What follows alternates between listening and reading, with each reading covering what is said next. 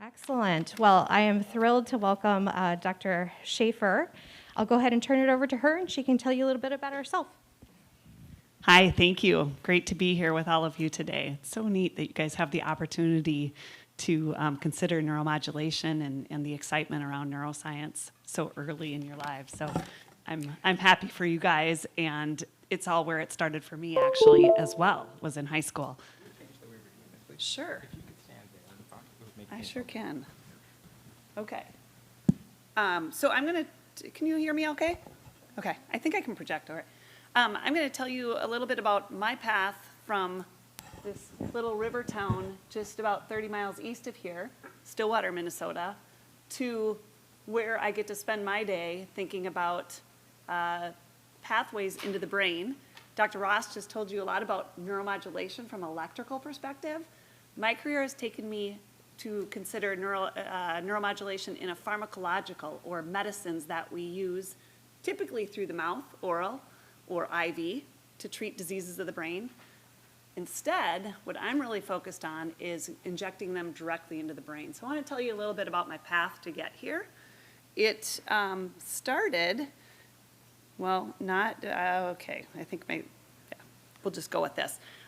It started with a really vague assignment in high school in my biology class. Write a report on something that interests you. Have you guys had an assignment like that? Yeah? It's awesome, yet it's also super ambiguous, right? So what I did my report on is, why do we dream? And what I realized is nobody could really tell me exactly why. So then it became, why do we know so little about the brain? And that became my career. It became a problem I wanted to solve. I wanted to understand, why do we not know enough to treat diseases of the brain? Still, this is now, well, I won't tell you exactly, about 13 years later, no, 40 years later. So I started from Stillwater, Minnesota, land of the ponies, for those of you that may play those in sports or other competitions that you're involved in. And I went to the University of Wisconsin with the idea that I'd start my academic career looking at genetics in the brain. And what I learned at the University of Wisconsin was they kept thinking that they were going to change their genetic program into something out of the ag school into human, but it didn't happen while I was there. But I got to start working as an undergrad in a lab that was studying Parkinson's disease. And ironically enough, I didn't know anyone that had Parkinson's disease at that time. My father was diagnosed with it a year ago. So it's interesting how these things just keep evolving in your life to more and more purpose and meaning. I realized at the University of Wisconsin that for the type of things that I wanted to do, I was going to have to go to grad school. So you may know this differentiation already. When we say doctor and you see a PhD after our names, we're generally doctors of, well, I say a rat doctor or doctor of research, right? We're not medical doctors necessarily, so we don't treat humans. That may be obvious to you, but it wasn't obvious to me in high school. And that's a research track. I knew early in my undergrad that I didn't want to be an academic professor. And what that ended up doing is bringing me to the University of Minnesota, because I got a job at 3M Pharmaceuticals. So I basically transferred to the University of Minnesota and continued my undergraduate at the University of Minnesota. And it was there that I further defined that I wanted to study neuroscience. I had a brief diversion, if you will, to tropical biology. But as I mentioned, I love the river valley of Minnesota, and trying to be a tropical biologist in Minnesota wasn't going to work out so well. My father had a great piece of advice, among many others, and said, what if you think about that as a hobby? And it continues to be a hobby to this day. I love anything about tropical biology and Costa Rica and any of the world's biology, and it's also transferred into a love for gardening. So a few things on hobbies. I then, as I mentioned, got a job at 3M as an undergrad. This was a great experience. It really, I mixed a lot of buffers. I did what's called ELISAs, a lot of bench experiments.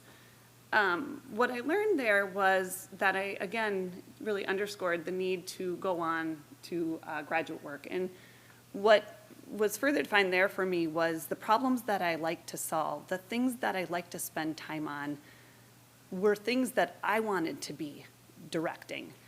And as an undergrad, as a scientist, you can do that, but you get more autonomy when you go on for grad school. It's just sort of that thing that happens when you go on to grad school. And knowing that I didn't want to necessarily be in academics, I didn't want to treat patients, I just wanted to keep pursuing these interesting problems to solve, like how do we learn more about the brain? How do we treat diseases of the brain?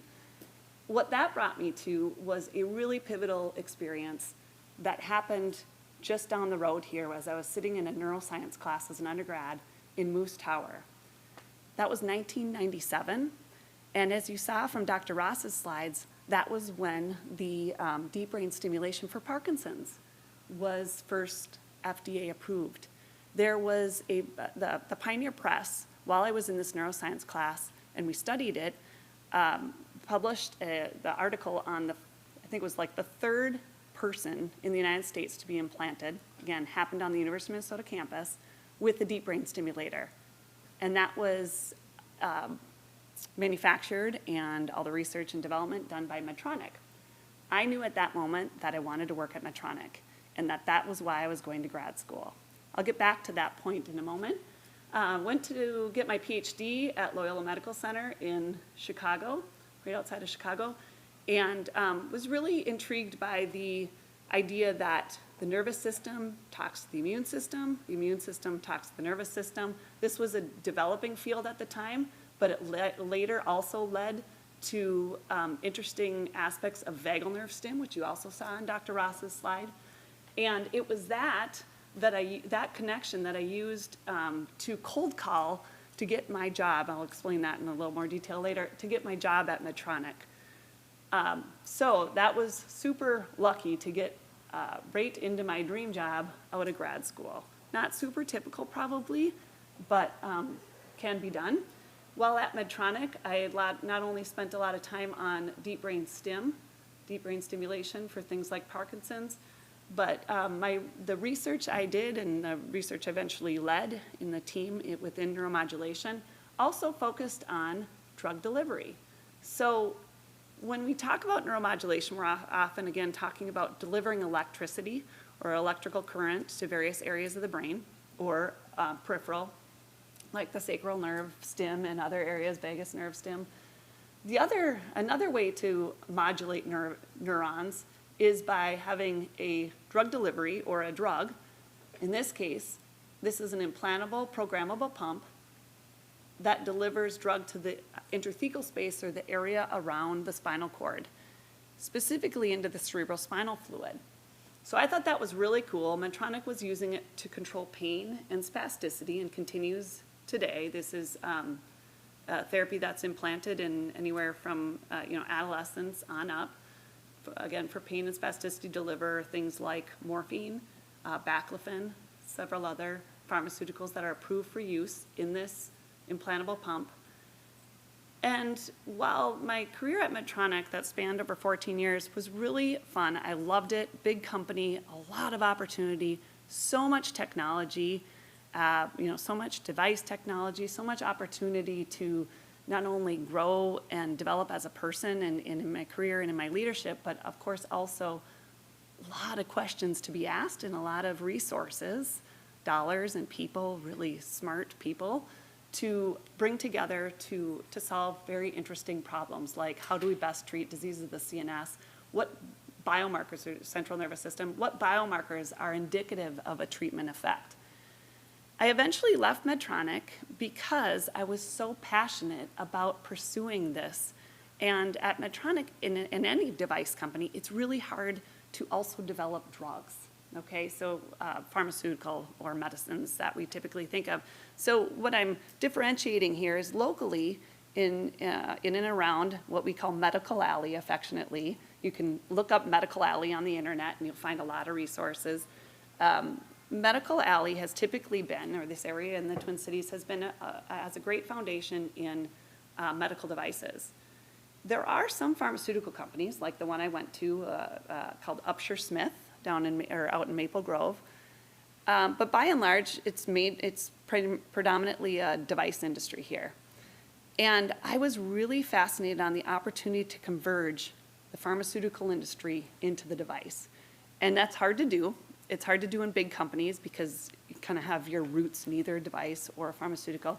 And what I realized after spending some time on the pharmaceutical side, I went to Upshur Smith, like I mentioned, and then Teva, which is one of the world's largest generic medicine companies. Ultimately, I needed to do this in a startup company. So I currently am Chief Scientific Officer in a startup company that's over in Lake Elmo, or on the East Metro, called Cerebral Therapeutics. And we are delivering drugs directly into the brain. How many of you have heard of the blood-brain barrier? Okay? I'm going to take a moment just for those that are less familiar with it. So the brain has this protective layer around it that excludes most drugs from entering the brain. So this is why diseases of the brain are really hard to treat by medicine, and why you can get a lot of symptom relief at a minimum by delivering electrical pulses, right, directly, as Dr. Ross just described, by implanting electrode. And that's great and super necessary, but what we're doing at Cerebral Therapeutics is using this intracranial port to deliver drugs by connecting it to a subcutaneously implanted pump and pump catheter that looks just like this.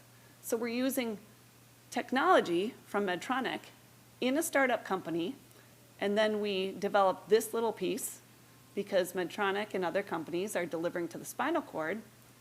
We developed something that could bring it directly into the brain's ventricles so that you can deliver drugs without having them go orally and have to go all through the body and use high doses, which can lead to dose-limiting side effects, and deliver them directly into the brain, into this fluid-filled capsule in the brain, fluid-filled compartment in the brain.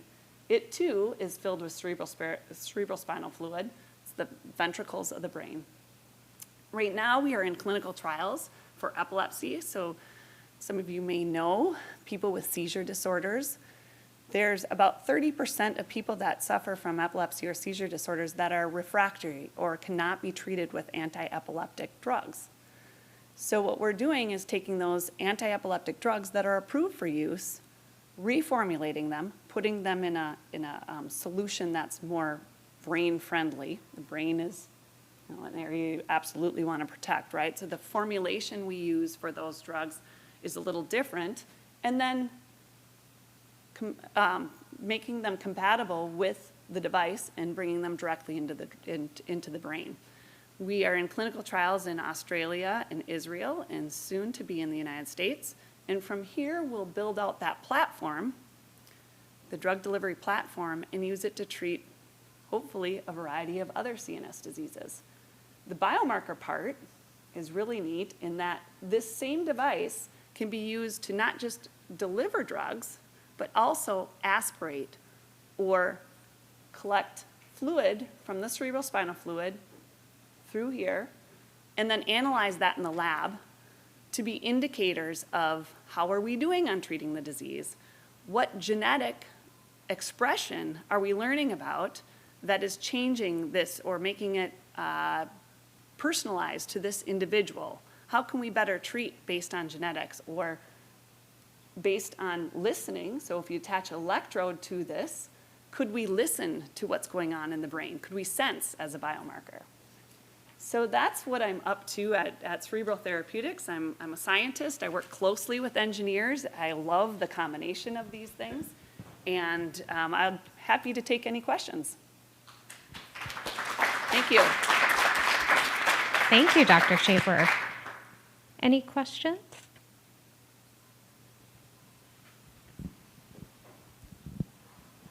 Something you said earlier, I think would be good for high schoolers to hear.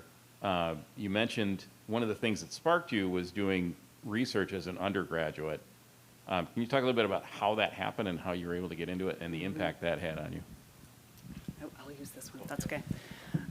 Undergrad research, especially at the University of Wisconsin, I don't know how it was here, but was really hard to get into. So my first suggestion is to just keep trying. It was how I did it was to find labs by way of just searching the internet on. So you go to ahead of time, look at your university, look at a couple different departments that you're in, look at the faculty that is teaching in those departments, and look at their research interests. Find something that intrigues you. Find a problem you want to solve. And then go talk to them. Ask them a couple times. Because their answer one quarter, might be different the next quarter.